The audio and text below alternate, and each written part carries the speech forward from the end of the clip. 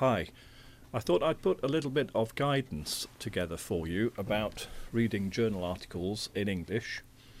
So here we have the article which I chose for us to focus on, which is about the effectiveness of cognitive behavioural, person-centred and psychodynamic therapies as practised in UK National Health Service settings.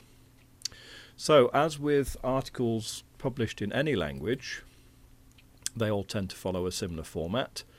So the beginning is the abstract, which is a summary of the study. In this case, it's a structured abstract, which means that we have subheadings of background, method, results and conclusions. And then we get the introduction section, which tells us about the literature, the previous studies which have been published on this topic.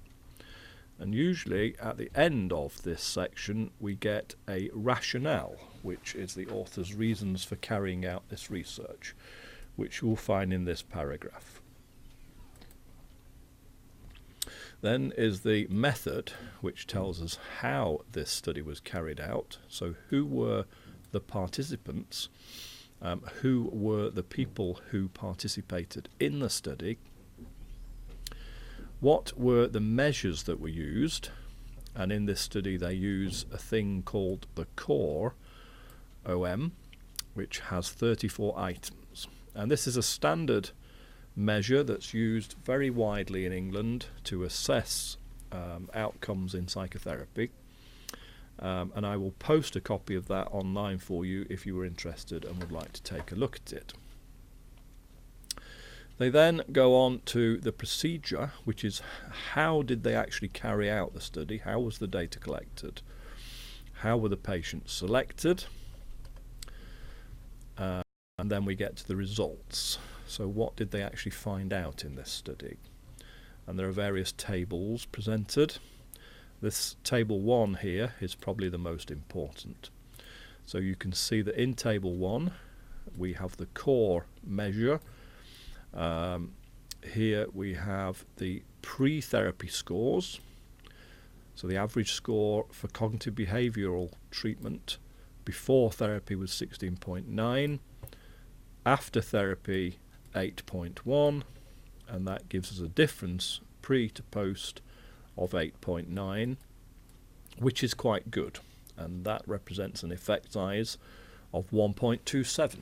And you may recall that effect size is an effect size of 1 is one whole standard deviation. So 1.27 represents a shift in the data of more than one standard deviation, which is good. These are good, respectable effect sizes. Interesting to note, there are these standard therapies plus 1, and I'll leave it to you to work out what this plus 1 is all about, because that's very interesting. So here we have all the results, another table, a graph which is very nice, an illustration, more data, and then finally we get to the discussion. What does all this mean? What are the results? And what were the limitations? So is there anything about this study which could have been better or that might limit the interpretation of the results? Which finally, at the very end, you get the list of references, which is all of the journal articles which the authors have referred to. Lots of standard British journals here. Journal of Consulting and Clinical Psychology, for example, very big American journal. Now, this could be challenging for you to read in English, and I would encourage you to use tools that are available. In particular, Google now has excellent online translation tools available. So, for example, if I come back to this paragraph at the end of the literature review here, and I want to understand what this means, but my English isn't quite strong enough, I can copy that section. Now if we go to our Internet Explorer and go to Google, and type in traduction. This will bring you the Google Traduction page, which is better than the default page because it gives you a more sophisticated tool.